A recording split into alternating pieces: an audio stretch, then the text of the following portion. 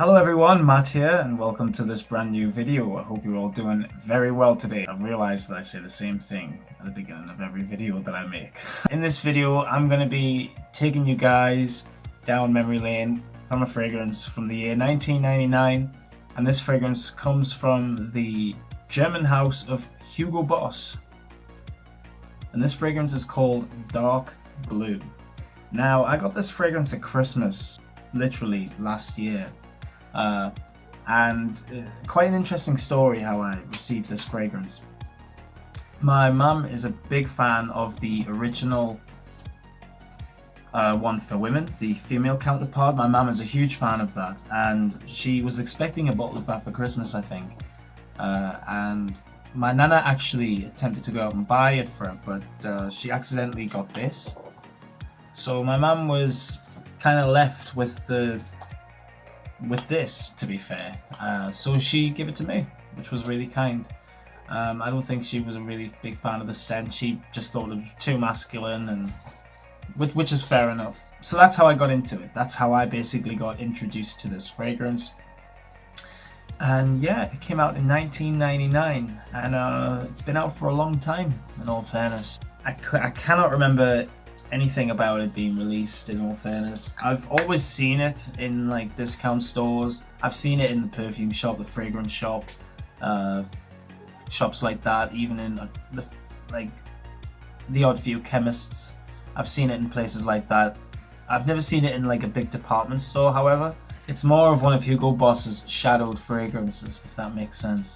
So let's get into a little bit about the perfumers, the notes, and the overall smell, and the longevity and whatnot, and some other information. Let's get into it. So this fragrance is classified as an amber spicy fragrance. I would have to completely disagree. I don't think it's an amber spicy fragrance. I mean, don't get me wrong, there is an amber element in there, but it's, to me, more of a citrus aromatic, if anything. It's a really, really good scent, in all fairness, but we'll get into a little. We'll talk a little bit about that in a second. The fragrance was actually created by two perfumers. The first perfumer is Elena Story, and the second perfumer is Beatrice Piquet. Now, these two perfumers, Mr. Elena Story and of course Mrs. Beatrice Piquet, two very well-respected perfumers in the perfume world, if you like. That's Stacy over there, guys. She's just doing her hair. No, you're alright. Two very well-respected perfumers in the perfume game. I really like them a lot, especially in Elena's Story. The guy is just an absolute genius. This is just a really, really good fragrance, guys.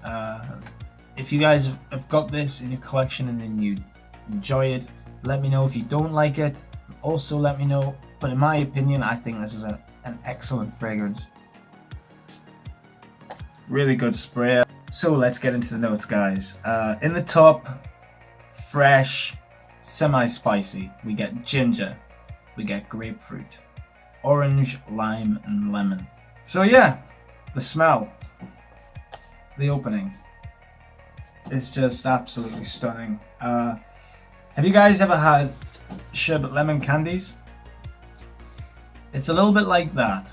How it's a fresh, sweet lemon smell, but there's this element of fizziness, this kind of sourness as well. And I just think with all of those citruses that are put together, I think the lime is creating that sourness especially. But it literally just smells gorgeous in the opening. If you guys are a fan of citruses, you need to smell this. You really do. It smells a little bit powdery as well, and I think that has something to do with the other notes that are in the fragrance, but of course we'll talk about those. Yeah, the citruses are just so strong. And as I'm going back and forth here, I'm realizing that the base is very different as it's drying down. It's just absolutely gorgeous. The citruses are so well blended that you do think of like a citrus cocktail, kind of. I think of it like being on a beach or something. drinking like an ice cold lemonade with a wedge of lime in the top of it. That's literally what I get out of this. The lime is pretty strong. I do get the lime, but what is also so strong in this fragrance is the ginger. So if there's ginger fans out there, it's fantastic. Really, really fantastic. A little bit spicy, but it has that freshness to it, you know. It's really, really nice. Oh, so nice. But as the fragrance is drying down, I would say, I mean, this has been on my skin now for about, I don't know, 17 minutes, maybe close to 20 minutes now. And the dry down to me is starting to smell very soft. It's very woody, and there is this slight green aspect to it as well. And what you get in the middle is you get the note of cypress, which of course is known to smell a little bit like urine. I'm sorry to mention that, but I just thought I'd mention it. Don't get it in this fragrance at all. Just thought I'd throw that out. Geranium, cardamom, mahogany, and sage. So those are the middle notes. The cardamom is there. So if you're a really big fan of cardamom, this is good. It's definitely a soft, pretty transparent cardamom note, to the point where it's not fleeting, it's not strong, it's not in your face like, say, La Nuit de l'Homme by Yves Saint Laurent. Nor is it like Avant Garde by Lanvin. It's definitely more softer, more transparent, like I said, but definitely has this clean aspect to it. And I think it's because with the citruses dying down, they are definitely, without a doubt, making the cardamom just smell like freshness, clean, you know, instead of it being like an overall spicy scent. Because cardamom is known to be very spicy, but in this, it's definitely got a more fresh approach. I don't really get much geranium, in all fairness. Mahogany's a funny note because it's kind of an exotic note. I'm not saying it's like an ambroxan, or it's not like a made-up note. It is an actual note. Mahogany wood is a dark brown, soft kind of. I mean, well, you can get a lot of mahogany furniture, but when it's used in perfumery, it's known to smelling very sweet, almost cedar-like. But there is almost this element of like a green kind of tree bark kind of smell. That's what I kind of get out of mahogany, in all fairness. And it's very nice, in all fairness, really, really nice. I think it's just a very well blended fragrance. Don't get any sage, unfortunately. I do like the note of sage. I think when it's put in perfumery, it just smells really, really good. I mean, if you guys are wondering what the note of sage smells like, it's kind of savory and it has like an aromatic culinary note, with a kind of like a hazy, soft, sort of peppery, spicy, smoky kind of smell. It's a very unique scent. It can come across as smelling clean depending on what other notes you put in, but it can also come across as smelling quite smoky. So really good stuff, in all fairness, really good stuff. But there isn't a lot of it in this fragrance. There might be just this tiny touch, hence why I'm able to pick it up, but other than that, there ain't a lot of it.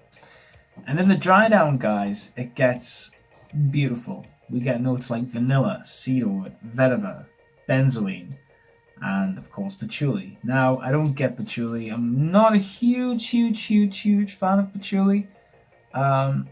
In all fairness, I used to like it, but I think as I'm getting older, I'm developing more taste for different notes now. I'm going to make a video talking about what my favorite notes are in the near future. I know a lot of people out there like it, but in my opinion, it's not my personal favorite. I do own fragrances with patchouli in them, and I do love the fragrances regardless. So it just depends on the blend. Now, vanilla in this fragrance is there. When the fragrance is drying down, it definitely gets a little bit more gourmand. There's definitely this kind of, I'm not going to say cake kind of vanilla, like a cupcake vanilla. It's nothing like that. This is more of like a suede leathery type of vanilla smell, which I just absolutely love. I've just realized, guys, and I'm not talking about the smell here, but I'm talking about the price of the fragrance. This is going for so cheap on eBay. So this is classed as a cheap fragrance, but I'm not going to take that away from the smell because it's really good stuff. Most of the fragrances in my collection are inexpensive to begin with, and I don't hold the price accountable at all. I never have done. Just looking there, this fragrance is going for £22 on eBay, and there's actually a cheaper version there, the same size bottle, going for 15. So this to me is a fragrance that you can wear every day, and you don't have to worry about running out, because I mean, I don't know if it's going to get discontinued soon. It could get discontinued, in all fairness. I mean, I don't see why not. Fragrance companies seem to just discontinue fragrances left, right, and center without warning anyone. But I do think that this is one of those fragrances that if you do wear, you could literally spray 10 sprays of this on yourself, and it won't get cloying. It won't get too much for you or anyone else. I mean, okay, I'm going to be honest, 10 sprays, bit of an exaggeration right there. I'm thinking more 5, maybe 6 sprays on the neck. Usually I'd go for 3, but 6 is a good limit, I think, and any more than that, I think you would pretty much drown anyone out. You know, it's a casual kind of, I'm not going to say similar scent to anything else, but I am going to say that it's a fresh scent that is not difficult to dislike. That's all I'm going to really say about it from now. I feel like that's the end of the review. It's been 21 minutes. I've been babbling on for a really long time, guys.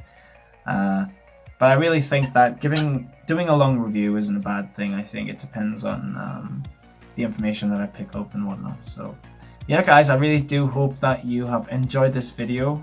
Please let me know what you think of Hugo Boss Dark Blue. This is an excellent fragrance. It really is. Let me know in the comments, guys. Let's have a conversation about it. I'll see you all in the next video. Have a good one. Bye for now.